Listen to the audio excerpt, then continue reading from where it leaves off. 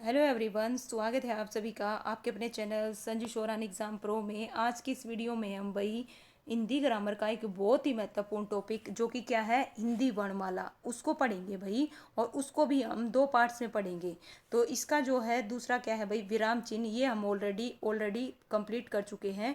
आप play list में जाके देख सकते हो भाई, विराम चिन्ह ऑलरेडी हमारा कंप्लीट हो गया है और इसके एमसीक्यू भी मैंने करवा दिए हैं। और सेकंड चैप्टर में दो टॉपिक थे, दो में से एक हो चुका है, दूसरा है हिंदी वर्णमाला, उसको करेंगे भाई आज के। और आज के जो ये है ये भी दो पार्ट में होगा, एक में स्वर होगा, एक में व्यंजन होगा।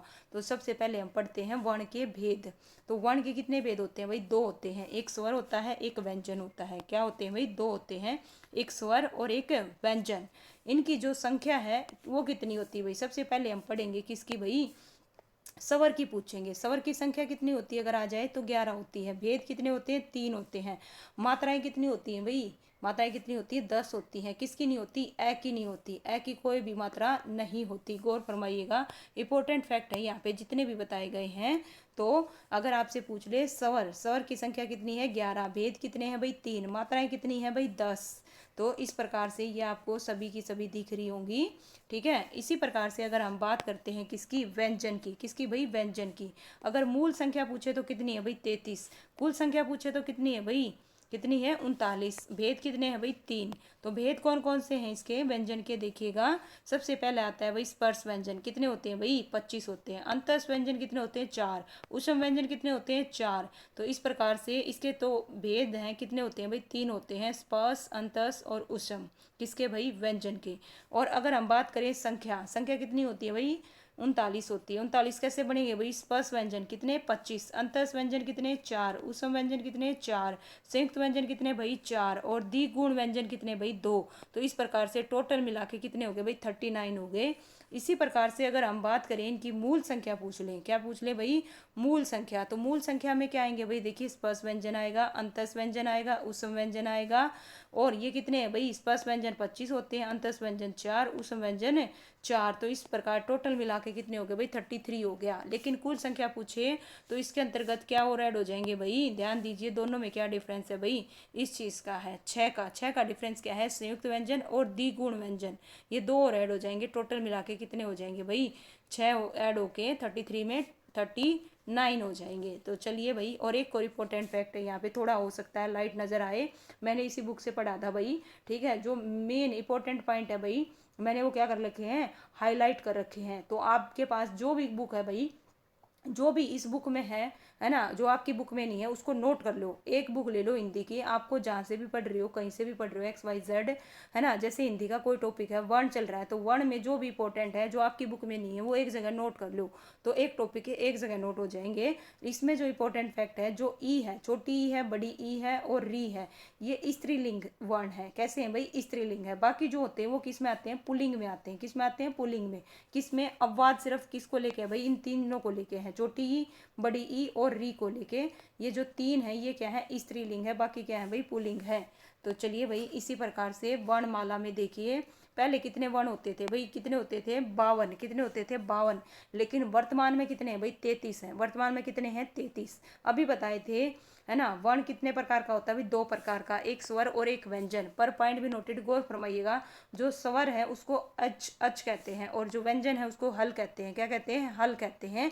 ये भी इंपॉर्टेंट फैक्ट है। और इसके जो भेद बताए थे, कितने बताए थे भाई? 3 बताए थे। कितने बताए थे? 3 बताए थे। एक तो लघु स्वर, दूसरा भाई गुरु, या फिर इसी को दीर्घ, या फिर इसी को क्या कहते हैं भाई? संधि स्वर कहते हैं, प्लुत स्वर। ठीक है। ये 3 किसके भेद हैं भाई? स्वर के। इसी प्रकार से अगर हम बात करें व्यंजन की, व्यंजन के भी कितने भेद हैं भाई? 3 भेद हैं। स्पर्श व्यंजन, और स्पर्श व्यंजन को क्या बोला जाता है भाई? वर्गीय व्यंजन, या फिर इन्हीं को बोला जाता है उद्दित व्यंजन। क्या बोला जाता है भाई? उद्दित व्यंजन। इनकी संख्या कितनी है भाई? 25 है। कितनी है भाई? 25। अंत्यस व्यंजन की अगर हम बात करें, इनकी संख्या कितनी है भाई? 4 है। 4 कौन कौन से हैं? य, रे, ल, व। ये 4 क्या है भाई? अंतस व्यंजन है। इसी प्रकार से उष्म व्यंजन, इनकी संख्या कितनी है भाई? 4 है। कितनी है भाई? 4 है। गौर फरमाइएगा। इसी प्रकार से लीजिए भाई, है ना। अब हम पढ़ेंगे स्वर के बारे में। स्वर का देखिएगा कैसे है भाई, मैंने आपको बताया कितने प्रकार का? 3 प्रकार का। सबसे पहले अगर हम बात करें हर्ष, और या फिर इसी को लघु स्वर कहते हैं, इनकी संख्या कितनी है भाई? 4। ए, छोटी ई, है ना, छोटा ऊ और री। मूल, इनको क्या बोलते हैं भाई, मूल स्वर बोलते हैं। क्या बोलते हैं, मूल स्वर बोलते हैं। किसको, जो लघु स्वर है इनको। दीर्घ स्वर या फिर इन्हीं को बोलते हैं भाई गुरु स्वर, या फिर इन्हीं को बोलते हैं संधि। इनकी संख्या कितनी है भाई, 7 है। कितनी है, 7 है। 7 में कौन कौन आएंगे भाई, ये लीजिए भाई इस प्रकार से। और इनको भी आगे 2 प्रकार में बांटा गया है। इनको भी आगे कितने प्रकार में बांटा गया है भाई, 2 प्रकार में बांटा गया है। एक तो है मूल दीर्घ स्वर, उनकी संख्या कितनी है, 3। इसके अंतर्गत आएगा आ, बड़ी ई और बड़ा ऊ। ये क्या है भाई, मूल मूल दीर्घ स्वर है। और संयुक्त में क्या आएंगे भाई, 4 आएंगे। क्या आएंगे, 4। ये किस प्रकार से बने हैं भाई, आगे हालांकि आगे आएगा भी। ये किससे बना है भाई, ए प्लस में इससे, ठीक है, किससे, ई से मिलकर बना है। ठीक है, इसी प्रकार से संयुक्त क्यों बोलते हैं, क्योंकि ये 2 से मिलकर बने हैं, संयुक्त। तो यहाँ पे ध्यान देने वाली बात क्या है भाई, जो मूल दीर्घ स्वर है, ये आपको नजर आ रहे होंगे भाई, जो मूल दीर्घ स्वर है इनको सहजातीय स्वर क्या बोलते हैं भाई, सहजातीय। क्यों सहजातीय क्यों बोलते हैं भाई, जैसे आ है, आ, ठीक है, ए प्लस में ए मिलकर क्या बन गया भाई, आ बन गया। क्या बन गया भाई, आ। तो देखिए मूल स्वर को क्या बोलते हैं भाई, सहजातीय स्वर, या फिर संयुक्त क्या बोलते हैं, दीर्घ स्वर को। और इनको मूल स्वर को तो क्या बोलते हैं भाई, सहजातीय है। और जो संयुक्त हैं इनको क्या बोलते हैं, विजातीय, या इनको बोलते हैं मिश्रित स्वर। ये भी ध्यान में रखिएगा भाई, इंपॉर्टेंट फैक्ट है। अब हम पढ़ते हैं सबसे पहले भाई, ये तो हो गया मोटे तौर पर आपको मैप के थ्रू। अब हम पढ़ेंगे भाई स्टेप बाय स्टेप। सबसे पहले हम जानेंगे वर्णमाला क्या होती है भाई। देखिए जो भी आप है ना लाइन पढ़ रहे हो, है ना, जो भी अक्षर पढ़ रहे हो, शब्द पढ़ रहे हो, उसका क्या मीनिंग है, उससे किस प्रकार से क्वेश्चन बन सकता है, तो इस प्रकार से पढ़िएगा। जब भी पढ़िएगा तो सबसे पहले हम जानते हैं वर्णमाला क्या होती है। वर्णों या फिर अक्षरों या लिपि चिन्हों के व्यवस्थित या फिर क्रमबद्ध, ये जरूर आएगा भाई, ठीक है, व्यवस्थित और क्रमबद्ध समूह को वर्णमाला कहते हैं। यदि वर्णों को व्यवस्थित क्रम में न रखा जाए तो वर्णमाला नहीं, वर्ण समूह कहलाएंगे। पॉइंट भी नोटेड। अगर उन्हें आप क्रम में नहीं रखोगे ना, क्रम में नहीं रखोगे, जैसे देखिएगा यहाँ पे दे रखा है क ख ग घ ड़, ये क्रम में दे रखे हैं, तो ये वर्णमाला होगा। क्या होगा, वर्णमाला। बट यहाँ पे देखिए ख च म त प, कभी कौन सा कभी कौन सा, तो ये वर्ण समूह कहलाएगा। दोनों में अंतर है, वर्ण समूह में और वर्णमाला में। क्या अंतर है भाई, क्रम में किस में रखे होंगे, वर्णमाला में, ठीक है, और समूह में किस में होंगे भाई, वर्ण समूह में। तो इस प्रकार से दोनों का उम्मीद करती हूँ आपको समझ में आ गया होगा। नहीं आए तो भाई कमेंट करके जरूर पूछिएगा, ठीक है। हिंदी वर्णमाला देव किस में लिखी गई भाई, देवनागरी लिपि में लिखी गई है। किस में लिखी गई है, देवनागरी लिपि में लिखी गई है, जो कि ब्राह्मणी लिपि का ही क्या है भाई, परिष्कृत रूप है। जैसे ब्राह्मणी लिपि कैसे लिखी जाती है भाई, दाएं से बाएं लिखी जाती है। कैसे लिखी जाती है भाई, दाएं से बाएं लिखी जाती है। वैसे ही देवनागरी लिपि जो हिंदी की है भाई, बाएं से दाएं लिखी जाती है। और इसी को ही क्या बोलते हैं भाई, नागरी लिपि भी कहते हैं। क्या कहते हैं भाई, नागरी लिपि भी कहते हैं। और हिंदी वर्णमाला में वर्ण या ध्वनियों के मुख्य 2 भेद होते हैं। कितने भेद होते हैं भाई, कितने, हिंदी वर्णमाला में वर्ण या ध्वनियों के। वर्ण या ध्वनियाँ क्यों बोला भाई, ठीक है, यहाँ पे गौर फरमाइएगा, वर्ण या ध्वनियाँ क्यों बोला। वर्ण भाषा की जो लिखित इकाई है, छोटी इकाई, वो कौन सी है, वर्ण है। और मौखिक इकाई पूछ ले तो वो क्या है भाई, छोटी ध्वनि है। और इसके कितने भेद होते हैं, 2 भेद होते हैं। कितने भेद होते हैं, 2, स्वर और व्यंजन। और स्वर को क्या बोलते हैं भाई, अच बोलते हैं। और व्यंजन को क्या बोलते हैं, हल बोलते हैं। मैं आपको ऑलरेडी बता चुकी हूँ। और हिंदी में मूल वर्ण स्थानों की संख्या कितनी है भाई, 5 है। कितनी है भाई, 5 है। इंपॉर्टेंट है, देखिए मैंने अंडरलाइन कर रखा है। मैंने जब पढ़ा था भाई, इसी बुक से मैं पढ़ती हूँ, जो भी चीज़ होता है अलग से नोट कर लेती हूँ। आप भी इसी प्रकार से किया करो। हिंदी में मूल वर्णों, देखिए मूल उच्चारण स्थानों की संख्या कितनी है भाई, 5 है। कंठ आ गया, तालु आ गया, मूर्धा, दंत, है ना, दंत के बाद में ओष्ठ, ये 5 है भाई। लेकिन स्वरों का जो उच्चारण है वो 6 स्थानों से होता है। कितने स्थानों से होता है भाई, 6 स्थानों से होता है। ध्यान दीजिए, अगर पूछ ले हिंदी में मूल उच्चारण स्थानों की संख्या कितनी है, 5, लेकिन है ना स्वरों का उच्चारण कितने स्थानों से होता है भाई, 6 स्थानों से होता है। लीजिए भाई इस प्रकार से। अब हम पढ़ेंगे किसके बारे में, स्वर के बारे में। सबसे पहले हम जानेंगे स्वर क्या है। जिन वर्णों का उच्चारण सतत रूप से बिना किसी अवरोध के तथा बिना किसी दूसरे वर्ण की सहायता से होता है, उन्हें क्या कहते हैं, स्वर वर्ण कहते हैं। इनकी संख्या कितनी है भाई, 11। कितनी है भाई, 11 है। ऐसे लेके ओ तक टोटल कितने हैं भाई, 11 है। इस प्रकार से। और इनकी खासियत क्या है भाई, स्वर संतृप्त होते हैं और व्यंजनों के उच्चारण में क्या होते हैं भाई, ये सहायक होते हैं और इन्हें ही क्या कहते हैं, अच कहते हैं। क्या कहते हैं भाई, अच भी कहा जाता है। और यहाँ पे जो आता है इंपॉर्टेंट फैक्ट आता है भाई, ध्यान दीजिएगा, जो आप मोस्टली गलती करते हो, कालक्रम, कालक्रम बोले या फिर मात्रा के आधार पर स्वर कितने प्रकार के, 3 प्रकार के। कितने प्रकार के भाई, 3 प्रकार के। सबसे पहला आता है हर्षव स्वर, या इसी को लघु स्वर बोलते हैं, इसी को मूल स्वर बोलते हैं, ध्यान दीजिएगा, ठीक है। दूसरा है भाई दीर्घ स्वर, इसी को गुरु स्वर बोलते हैं, इसी को संधि स्वर भी बोलते हैं। और तीसरा आता है भाई प्लुत स्वर। कितने प्रकार हुए भाई, किसके आधार पे, मात्रा और कालक्रम के आधार पर। बट उत्पत्ति के आधार पर। किसके आधार पर भाई, उत्पत्ति के आधार पर। इसके कितने प्रकार, 2 प्रकार। किसके, स्वर के। कौन कौन से भाई, हर्ष और दीर्घ, 2 ही होते हैं, प्लुत नहीं आता। किसमें, उत्पत्ति के आधार पर अगर हम देखें तो। लेकिन मात्रा के आधार पर पूछे जाए तो कितने होते हैं भाई, 3 होते हैं, है ना। उम्मीद करती हूँ आपका ये कॉन्सेप्ट भी बिल्कुल क्लियर हो गया होगा। तो अब हम पढ़ेंगे 1 बाय 1 इन तीनों के बारे में। हर्ष या फिर लघु या मूल स्वर, एक ही बात है भाई। अगर मैं बोलूं लघु स्वर, मूल स्वर, हर्ष स्वर, एक ही बात है। इसके अंतर्गत 4 आएंगे भाई। कौन क्या आएंगे, 4। ए आएगा, छोटी ई आएगा, छोटा ऊ आएगा और री आएगा, ठीक है। तो इस प्रकार से देखिएगा, हर्ष स्वर को लघु स्वर या मूल स्वर भी कहते हैं। जिन स्वरों के उच्चारण में कम से कम समय लगता है भाई, सबसे कम समय किस में लगता है भाई, लघु में और मूल स्वर में लगता है, उसी को, इनकी संख्या कितनी है भाई, 4 है। मैं ऑलरेडी आपको दिखा चुकी हूँ कितनी है भाई, 4 है, ठीक है।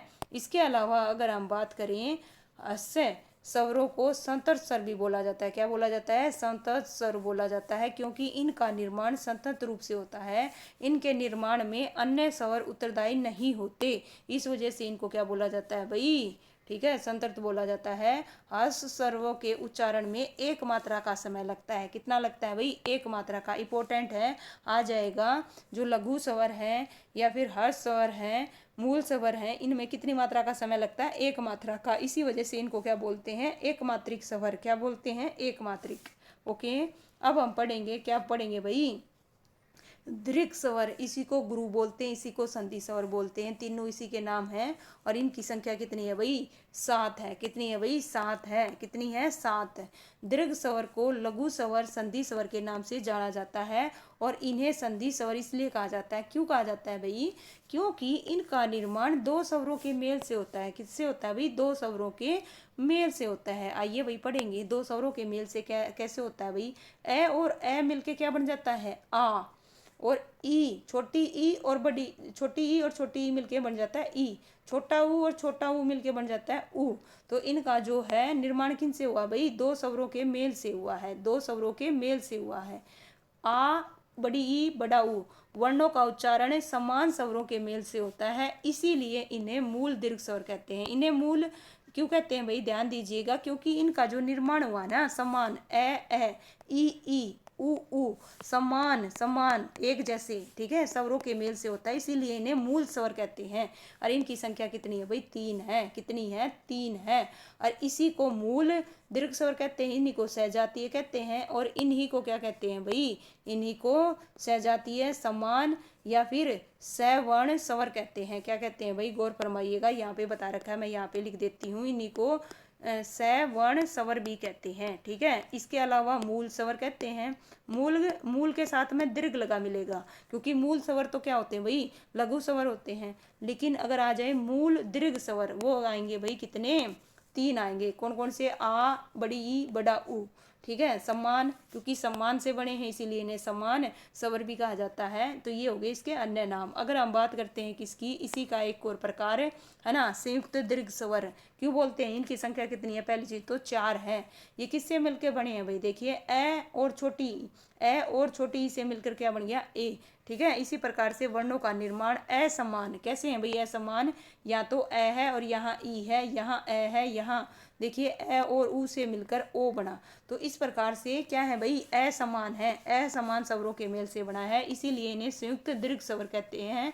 इनकी संख्या कितनी है भाई, 4 है। इनके अन्य नाम क्या है भाई, गौर फरमाइएगा, अन्य नाम विजातीय है। पूछ लेगा विजातीय स्वर किन्हें कहते हैं भाई, ऑप्शन में आपके क्या मिल सकता है, ऑप्शन में आपके मिल सकता है संयुक्त दीर्घ स्वर आएगा, ठीक है, ठीक है। तो इस प्रकार से आपको पता होना चाहिए इसके अन्य नाम क्या क्या है, इंपॉर्टेंट है। इन्हें असमान स्वर भी कहते हैं, इन्हें मिश्रित भी कहते हैं, इन्हें असवर्ण, ठीक है, क्या कहते हैं भाई, असवर्ण स्वर भी कहते हैं। ये इन्हीं के नाम है भाई, ठीक है। लीजिए भाई, अब हम पढ़ेंगे इनके बारे में। क्या है भाई, देखिए, दीर्घ स्वरों के उच्चारण में उससे किससे भाई, लघु स्वर से कितना लगता है भाई, दुगुना समय लगता है। कितना लगता है, दुगुना समय। उसमें तो है ना क्या लग रहा था, कम से कम समय, इसमें दुगुना समय लगेगा। दीर्घ स्वरों के उच्चारण में 2 मात्राओं का, है ना। लघु में कितना लग रहा था, 1 मात्रा का। इसमें कितना लग रहा है भाई, 2 मात्राओं का। इसीलिए इन्हें द्विमात्रिक, उन्हें क्या कहते थे, एक मात्रिक, इन्हें क्या कहेंगे भाई, द्विमात्रिक। दोनों में डिफरेंस भी साथ के साथ बताते हुए चल रही हूँ, ठीक है। हिंदी भाषा में ऋषि का दीर्घ लघु ऋषि स्वर अर्थात ऋषि नहीं बनता भाई, ठीक है, ध्यान दीजिए। हिंदी भाषा में ऋषि का दीर्घ गुरु संधि स्वर अर्थात ऋषि नहीं बनता। ऋषि का प्रयोग केवल संस्कृत भाषा में होता है। ध्यान दीजिए, जो ऋषि है ये, है ना, जो दीर्घ है, इसका प्रयोग किस में होता है भाई, संस्कृत भाषा में होता है, ठीक है। इसीलिए लघु स्वर के अंतर्गत तो रखा गया, लेकिन दीर्घ स्वर की श्रेणी में इसे नहीं रखा गया, ठीक है। ये इंपॉर्टेंट फैक्ट है यहाँ पे। और दीर्घ स्वरों की संख्या कितनी है भाई, 7 है, जिन्हें 2 भागों में बांटा गया है, मूल दीर्घ स्वर और संयुक्त। इनकी संख्या कितनी, 3। इनकी संख्या कितनी, 4। ये मैं आपको बता दिए हैं। कौन किससे मिलकर बना है ये भी आपको बता दिया है। यहाँ से क्वेश्चन आते ही आते हैं भाई, ठीक है, इंपॉर्टेंट फैक्ट है। लीजिए भाई, अब हम पढ़ेंगे तीसरा कौन सा है भाई, है ना। तीसरा कौन सा है, प्लूत स्वर। कौन सा है भाई, प्लूत स्वर। इसी को संवादिक स्वर भी कहते हैं। क्या कहते हैं भाई, संवादिक स्वर भी कहते हैं भाई। मैंने अलग अलग बुक से पढ़ा था, तब ये वर्ड आया था, तब मुझे पता चला इनको संवादिक स्वर भी कहते हैं। इस वजह से मैंने यहाँ पे नोट कर लिया। तो आप भी इसी प्रकार से करो भाई, जब भी पढ़ो तो हिंदी की ग्रामर की कोई भी बुक जो भी आपके पास हो वो लेके बैठा करो, है ना, तो उसमें नोट कर लिया करो। वैसे तो हिंदी वर्णमाला के अंतर्गत किसी भी प्रकार के प्लूत स्वर की व्यवस्था नहीं की गई है, ओके, है ना। ये तो मात्रा और कालक्रम के हिसाब से है भाई, ठीक है। हिंदी वर्णमाला में प्लूत स्वर के लिए किसी भी प्रकार के लिपि चिन्ह या मात्रा का प्रयोग नहीं किया गया है। किंतु किंतु किंतु किंतु, है ना, वैदिक भाषा संस्कृत में प्लूत शब्द का प्रयोग, किसका भाई, प्लूत शब्द का प्रयोग देखने को मिलता है, जिसके लिए भाई ये 3 आपको दिख रहा होगा भाई, इस प्रकार से ये जो 3 है, अंक के आकार के चिन्ह का प्रयोग किया जाता है। प्लूत स्वरों के उच्चारण में 3 मात्रा का समय लगता है, ठीक है। लघु में कितना लगता है भाई, 1 मात्रा का, इन्हें एक मात्रिक। और दीर्घ में कितना लगता है, 2 मात्रा का, इसीलिए इन्हें द्विमात्रिक। और प्लूत में कितने का लगता है, 3 मात्रा का, इसीलिए इन्हें त्रिमासिक स्वर कहा जाता है। जैसे उदाहरण है आपके सामने ओम, ठीक है, प्लूत स्वर का उदाहरण है। इसी प्रकार से आप किसी का उच्चारण कर रहे हो, जैसे राम, ठीक है, तो ये किसका है भाई, है ना, किसका है, प्लूत स्वर का ही उदाहरण है। हम बात करते हैं स्वरों से संबंधित कुछ महत्वपूर्ण तथ्य। हिंदी भाषा में, है ना, मात्राएं कितनी है भाई, 10 हैं। कितनी है, 10 हैं। 11 क्यों नहीं है, स्वर तो कितने हैं भाई, 11 हैं। स्वर कितने हैं, 11 हैं, ठीक है, ध्यान दीजिएगा, स्वर कितने हैं, 11 हैं, ओके। लेकिन लेकिन लेकिन स्वर कितने हैं, 11 हैं, एक कितने हैं, 11। लेकिन मात्राएं कितनी है भाई, 10। क्यों, किसकी नहीं है भाई, ए की कोई मात्रा नहीं होती। ध्यान दीजिए, ए की, लीजिए भाई, लिखा भी हुआ है हिंदी में ए के लिए किसी भी प्रकार की मात्रा की व्यवस्था नहीं की गई है, इसीलिए मात्राएं कितनी है भाई, 10 हैं। कितनी है भाई, 10 हैं। मात्राएं केवल स्वरों की होती हैं। किसकी होती है भाई, स्वरों की होती है, व्यंजनों की नहीं होती। हिंदी भाषा में देखिए भाई, ये जो आपको दिख रहा होगा, इसको विलुप्त स्वर माना गया है। क्या माना गया है, विलुप्त स्वर माना गया है। लीजिए थोड़ा सा जूम करती हूँ, गौर फरमाइएगा, इंपॉर्टेंट फैक्ट है। हिंदी भाषा में जो ये अंडरलाइन कर रखा है, इसको विलुप्त स्वर माना गया है, क्योंकि हिंदी भाषा में ल, है ना, का प्रयोग नहीं होता, क्योंकि किंतु वैदिक भाषा में इस स्वर का भाई स्वरों की श्रेणी में रखा गया है। इसको किसकी श्रेणी में भाई, स्वरों की श्रेणी में रखा गया है। और इसका जो उच्चारण है वो क्या होता है, दंत्य होता है। क्या होता है भाई, दंत्य होता है। अगर हम बात करें संस्कृत की, संस्कृत वर्णमाला में स्वर कितने हैं भाई, 9 हैं। कितने हैं भाई, 9 हैं, इस प्रकार से। लेकिन जो हमारे डॉक्टर भोलानाथ तिवारी जी हैं, देखिए डॉक्टर भोलानाथ तिवारी के अनुसार स्वरों की संख्या कितनी है, 10 है, क्योंकि वे री को, जो री ऋषि है उसको स्वर नहीं मानते भाई। कौन नहीं मानते, क्वेश्चन आ जाएगा, ठीक है। जो हिंदी के बच्चे भाई तैयारी कर रहे हैं स्टेट की, टीजीटी पीजीटी की, ध्यान दीजिएगा, ऐसा आपसे पूछ लेगा, री को स्वर कौन नहीं मानते, डॉक्टर भोलानाथ तिवारी नहीं मानते। और उन्होंने स्वरों की संख्या कितनी मानी है भाई, 10 मानी है। कितनी मानी है, 10 मानी है।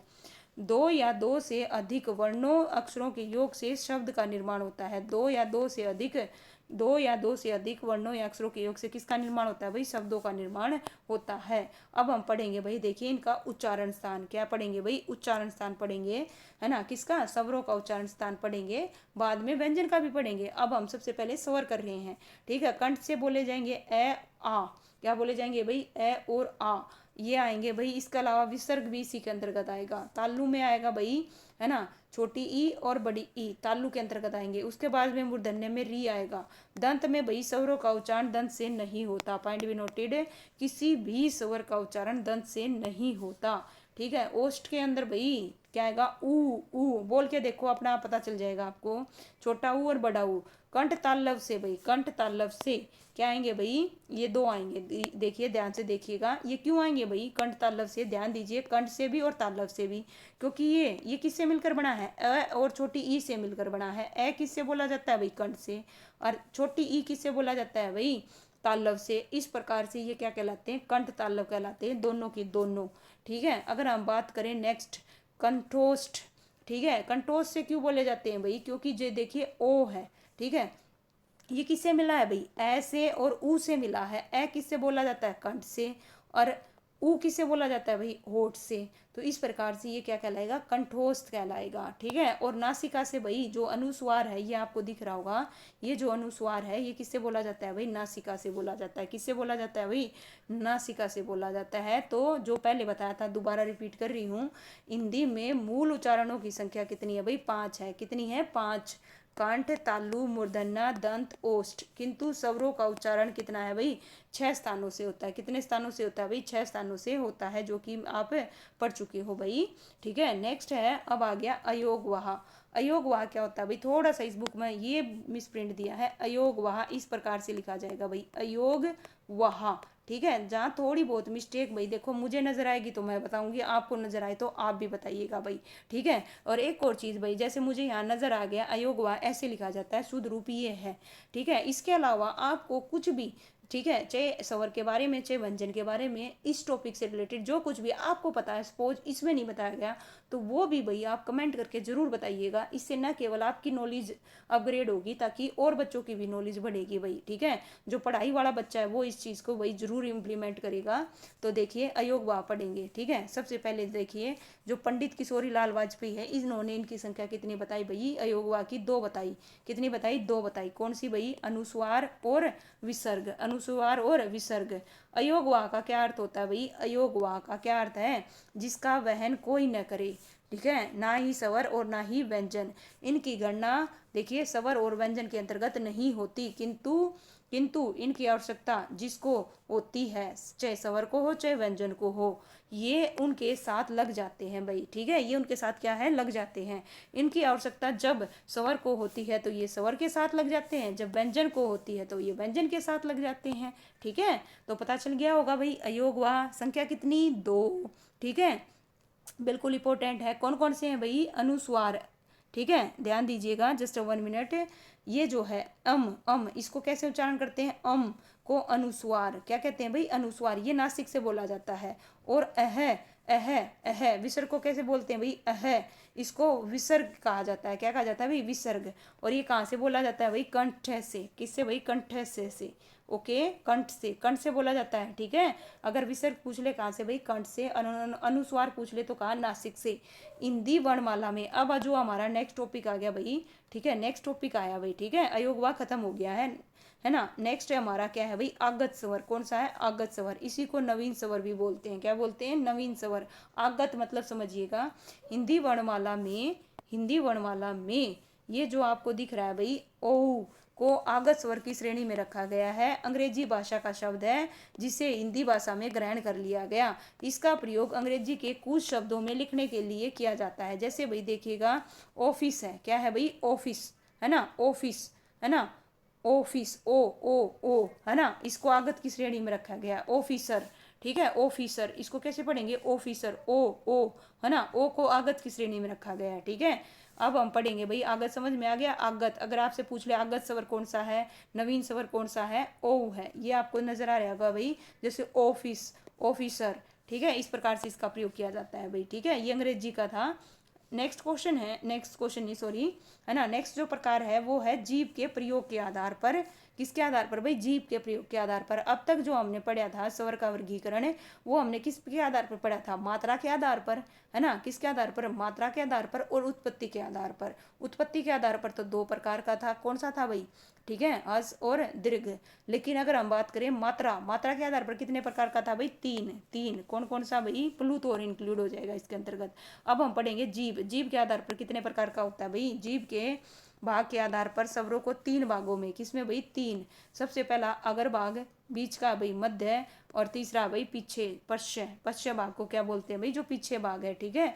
अगर भाग के अंतर्गत क्या आएंगे भाई, है ना, बोल के देखो, है ना, बोल के देखो आपको पता चल जाएगा। अगर में कौन कौन से आएंगे, छोटी ई, है ना, और बड़ी ई, ए और ए, ठीक है, ये आएंगे भाई। और मध्यम में ए आएगा। बाकी जो बच गए वो किस में आएंगे भाई, है ना, पश्चिम में आएगा। और इसमें एक और चीज है, आगत और जुड़ जाएगा। क्या और जुड़ जाएगा भाई, आगत स्वर और जुड़ जाएगा।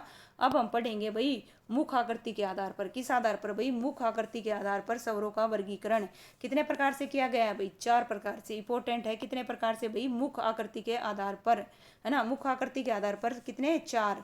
संवृत स्वर, इसके अंतर्गत भाई देखिए इसके उच्चारण में कम मुख खुलता है। क्या खुलता है भाई, कम खुलता है। जैसे आप बोल के देखो, ई ऊ ऊ, बहुत कम मुंह खुलता है भाई, क्या है ना, कम मुंह खुलता है। संवर्त किस में आएंगे भाई, ये संवर्त में। अध संवर्त स्वर में भाई ये दो आएंगे, ठीक है। इसके उच्चारण में क्या होता है भाई, जो संवर्त है इससे थोड़ा अधिक मुख खुलता है, इससे थोड़ा क्या खुलेगा, अधिक खुलेगा। और इसके अंतर्गत कौन कौन से आएंगे ये भी ध्यान में रखिएगा, क्वेश्चन यहाँ से आएंगे। ये अध संवर्त है, सव्रत है, विव्रत है, ठीक है, कौन सा है, ये क्वेश्चन पुट होते हैं यहाँ से। आपको पता होना चाहिए कहाँ से क्या क्वेश्चन बन सकता है, तभी आप पढ़िएगा। विवर्त, विवर्त में आ आएगा। इसके उच्चारण में मुख सबसे अधिक खुलता, किसमें वही सबसे अधिक मुख किसमें खुलता है, पूछ ले, आ में। और आ को क्या बोला जाता है, विवर्त बोला जाता है। इसी प्रकार से अर्ध विव्रत भाई, जिसमें विव्रत से तो कम और अर्ध संवृत से थोड़ा अधिक मुख खुलता है, इसमें ये चार आएंगे। और साथ में ऐड हो जाएगा आगत स्वर भी, किसमें, अर्ध विव्रत में, ठीक है। अब हम पढ़ेंगे होस्ट, है ना, होस्ट, जो होठ है भाई, है ना, उसके प्रयोग के आधार पर स्वरों का वर्गीकरण कितना किया गया है भाई, दो प्रकार से किया गया है। कितने प्रकार से, दो। वर्तमुखी, है ना, और अर्धवर्तमुखी। और इसी के अंतर्गत एक और है भाई अर्धवर्तमुखी, ध्यान दीजिएगा, है ना। वैसे तो दो प्रकार हैं, कौन कौन सा भाई, वर्तमुखी और अवर्तमुखी। लेकिन कई जगह अगर आपका आ जाए अवर्धमुखी क्या होता है भाई, आगे बताऊंगी मैं इसके बारे में भी, ठीक है। दो प्रकार है नो डाउट, किसके आधार पर, होठ के आधार पर, है ना। होस्ट, होठ, होठ देखिए, होस्ट प्रकार के आधार पर, प्रयोग के आधार पर।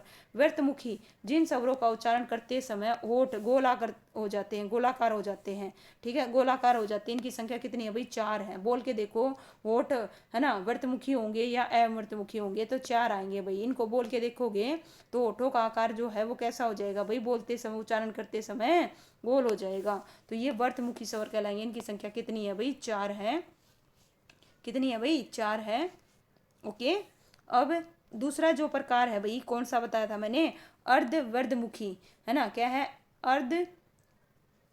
अर्धवर्तमुखी, एक तो ये हो गया। और इसी को क्या बोलते हैं, अवर्तमुखी, ठीक है। ध्यान दीजिएगा, यहाँ पे आपको दिख रहा होगा भाई, है ना, क्या है, अर्धवर्ताकार या फिर दीर्घवर्ताकार के अंतर्गत भाई क्या आएगा, आ आएगा। क्या आएगा भाई, आएगा। लेकिन ध्यान से सुनिएगा, अवर्तमुखी या अर्धवर्तमुखी, जिन स्वरों का उच्चारण करते समय होठ गोलाकार नहीं होते, वो अवर्तमुखी, अर्धवर्तमुखी कहलाते हैं। इनकी संख्या कितनी है भाई, छह है। कितनी है भाई, छह है, ठीक है। ये छह क्या है भाई, देखिए क्या है, ये छह है। और इनमें से भी देखिए, ये मैंने यहाँ पे क्यों किया गया है, ये जो आ है ना, ये जो आ आपको दिख रहा होगा भाई, ये जो आ है इसको अर्धवर्ताकार या फिर दीर्घवर्ताकार भी बोलते हैं। किसको, आ, ठीक है। इसमें थोड़ा सा भाई दीर्घवर्ताकार बनता है, या लगा लीजिए थोड़ा आधावर्त बनता है। इसी वजह से आ को किसके अंतर्गत रखा गया है, इसके अंतर्गत रखा गया है। तो इस प्रकार से भाई हमारा जो स्वर है वो टॉपिक होता है भाई कंप्लीट। यहाँ पर क्या होता है भाई, कंप्लीट होता है। तो गौर फरमाइएगा भाई, हमने क्या पढ़ा, हमने क्या पढ़ा भाई, मात्रा के, देखिए एक मिनट रुकिए, जस्ट 1 मिनट, यहाँ पे स्पेस है भाई, यहाँ पे बताती हूँ, है ना, रिवाइज करवाती हूँ। मात्रा के आधार पर तो कितने प्रकार का भाई स्वर, कितने प्रकार के, तीन, है ना। उत्पत्ति के आधार पर कितने प्रकार के भाई, दो प्रकार के। कितने प्रकार के भाई, दो प्रकार के, ठीक है। इसके अलावा हम बात करें जीभ के भाग के आधार पर, ठीक है, कितने प्रकार का भाई, तीन प्रकार का। और इसी प्रकार से होठ के आधार पर भाई, किसके आधार पर, होस्ट, के आधार पर कितने प्रकार का भाई, 2 प्रकार का, ठीक है। और अब और मुख मुख मुख आकृति के है ना, पर कितने प्रकार का पड़ा था भाई, 4 प्रकार का। कितने प्रकार का भाई, 4 प्रकार का। तो जितने भी देखिए मुखाकृति के आधार पर 4 कौन कौन से थे, ये थे भाई। तो इस प्रकार से जो हमारा स्वर है भाई, क्या है, स्वर टॉपिक होता है भाई कंप्लीट। और स्वर को ही क्या बोलते हैं भाई, अच बोलते हैं। क्या बोलते हैं, अच। इस प्रकार से हलंत लगेगा इसके नीचे, ठीक है भाई, ठीक है। इसको क्या बोलते हैं भाई, अच बोलते हैं, ये भी ध्यान में रखिएगा। स्वर टॉपिक होता है कंप्लीट। और इसके अलावा भाई आपको स्वर के बारे में कोई भी फैक्ट पता हो जो इस बुक में नहीं बता रखा भाई, कमेंट करके जरूर बताइएगा। कभी भी मैं नेक्स्ट कभी भी करवाऊंगी इसको दोबारा से, तो वो इसमें इंक्लूड जरूर करूंगी और अपनी इस बुक में भी ऐड करूंगी, है ना। देखिए कुछ आप मेरे से सीखोगे, कुछ मैं आपसे सीखूंगी, तो इस प्रकार से हमारी जो है ना, स्टडी बहुत अच्छे से आगे बढ़ेगी भाई, है ना। क्योंकि टीचर कुछ बच्चों से सीखता है और बच्चे तो टीचर से सीखते ही हैं। तो इस प्रकार से शिक्षा को भाई आगे बढ़ाएंगे, ठीक है। तो उम्मीद करती हूँ आपको ये टॉपिक अच्छे से समझ में आया होगा। तो भाई वीडियो को लाइक करना, है ना, और एक कमेंट करके ज़रूर बताइएगा भाई ये वीडियो आपको कैसी लगी, है ना, ताकि मेरे को एक मोटिवेशन मिले और मैं नेक्स्ट वीडियो में इससे भी अच्छा परफॉर्म करके दिखाऊं भाई आपको। थैंक यू सो मच भाई, ठीक है।